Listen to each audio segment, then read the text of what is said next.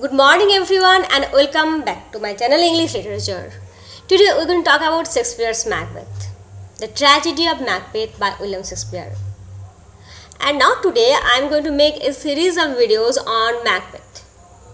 It is not only because that Macbeth is my all-time favorite drama, but also because Macbeth is very important. It is included in the syllabus of various competitive exam like TET, upper primary TET, and also in other exam related to English literature. Okay, this is our first video on Macbeth, and here we are going to talk about the general aspects related to this drama. And part by part we will talk about the theme, the characters, the symbols, the basic outline, the plot, and we are also going to read this drama line by line. Only for Shakespeare's Macbeth I am going to teach this drama line by line. Okay, so let's start.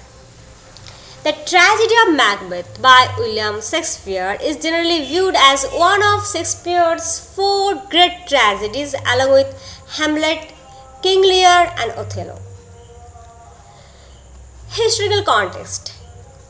After the death of Queen Elizabeth, 1558, she reigned 1558 to 1603, King James of Scotland became King of England. And under his patronage, Shakespeare's drama company, known as Lord Chamberlain's Company, during Queen Elizabeth's time became King's Men. So during the Elizabethan period, Shakespeare's drama company was known as Lord Chamberlain's Company. And after Elizabeth's death, Shakespeare was helped and patronized by the next King, James of Scotland, and then the drama company was named as King's Men. Now Macbeth can be interpreted as a play of gratitude to the new king. It is stressed that King James's ancestry belonged to Banquo, and you know who is Banquo. Banquo is Macbeth's friend. Shakespeare changed Banquo's role. Okay, here is something to understand. Now Shakespeare's main source is Holinshed's Chronicle. Shakespeare's main source for Macbeth is Holinshed's Chronicle. In Holinshed's Chronicle there is the character Macbeth and also Banquo. Banquo helped Macbeth in the killing, in the murdering act of Duncan. Okay, that was in the Holinshed Chronicle. But Shakespeare took his plot from Holinshed Chronicle but changed Banquo's role. Shakespeare's Banquo is not a helper of the murderer, but Shakespeare's Banquo has some moral stability and he is a noble character.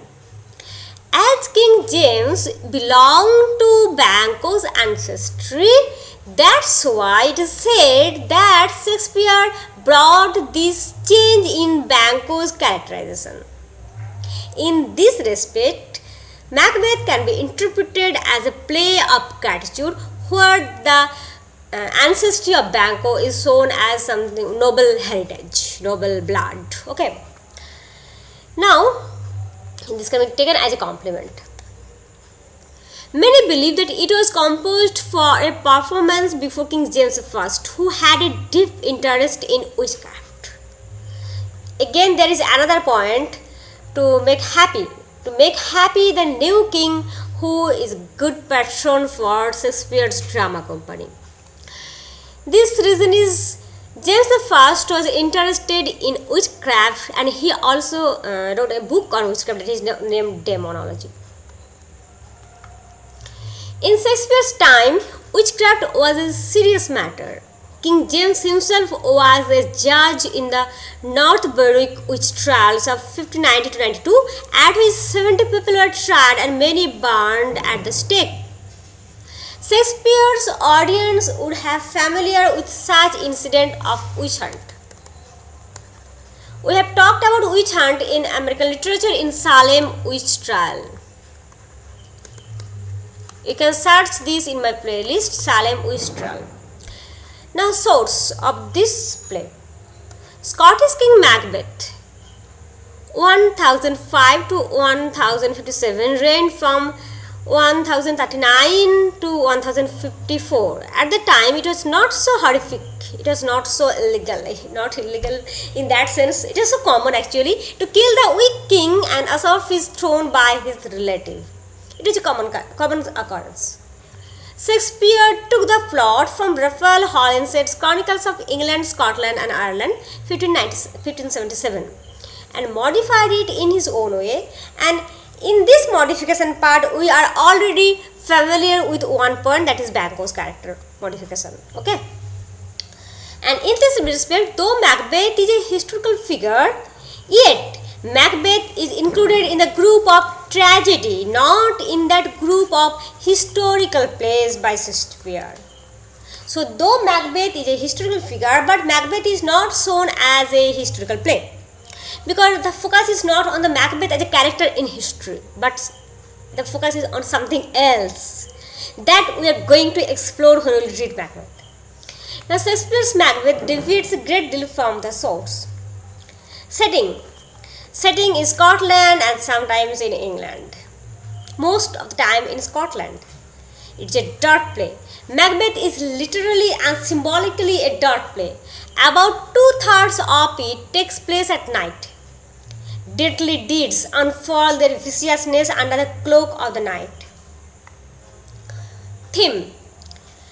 If you are asked to explore Macbeth's theme in one sentence, then you can say this, that when ambition goes unchecked by moral constraints, destruction becomes inevitable.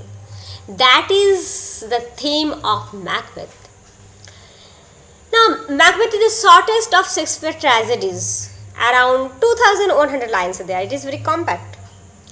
It was written around 1606 and it was first published in 1623. Now, we will have a look at the dramatic structure of Macbeth, and for that we are going to do something.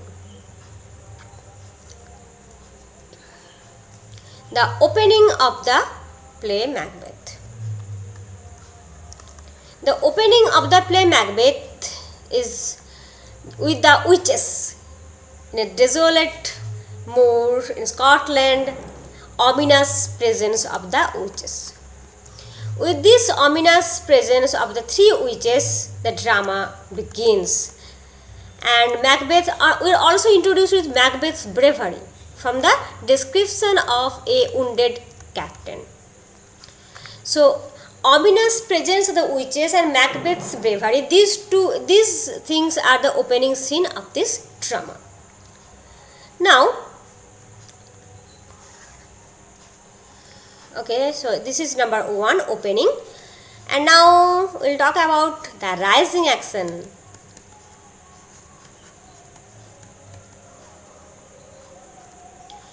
In rising action, we find Banquo and Macbeth. Take note with me, Banquo and Macbeth. They meet the witches.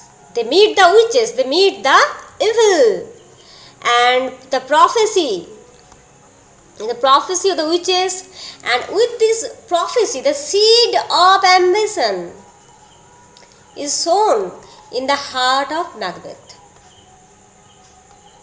Okay. Seed of ambition is sown in the heart of Macbeth. Banquo was not so much influenced by the prophecy at the very beginning, and for Banquo, whatever is going to happen for him will go naturally. He is not going to do anything for that. But for Macbeth, the story was something else. That is why it is Macbeth. Now, this is the rising action. And now, oh my God, I am so poor at drawing. Please forgive me. This is the climax, number 3. I can't draw a triangle at least perfectly. Okay, climax. What is the climax? Murder of Duncan. Murder of Duncan is the climax of this plot of this drama, because there is no returning back. You have killed murder. How much Macbeth pray, how much Macbeth wish, but he cannot undo what he had done. So murder of Duncan is the terminal point, the climax. It was in Act 2, and there is no return back. Now fate has taken, with this murder of Duncan, fate has taken its foul course. Now Macbeth has to face the consequence. Are you taking the notes? Macbeth has to face the consequence. No turning back. Climax is such point from where there is no turning back. So number 3, and now number 4.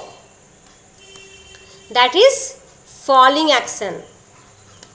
Opening, then rising action, and then climax, and then falling action. In falling action, what I find? Series of murders by Macbeth. Macbeth has now become desperate. We find desperate Macbeth. And finally, number 5, catastrophe.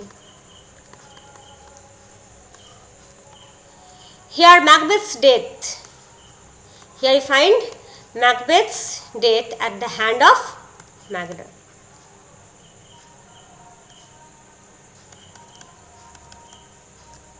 With this, Macbeth is entering with the severed head of Macbeth on a pallet or silver, not is, it is not silver, I think, whatever it is, I cannot remember. Anyway, Macbeth is carrying Macbeth's head in a platter and just offering it, showing it to Malcolm, the new king. And with this death of Macbeth, the curtain falls. Okay, this is the catastrophe. So you have to understand this 5 point: opening, rising action, climax, falling action, catastrophe. This is the structure of this drama. Okay, so this is our first video on Macbeth and general introduction to Macbeth, different aspects related to Macbeth and the plot. So thank you.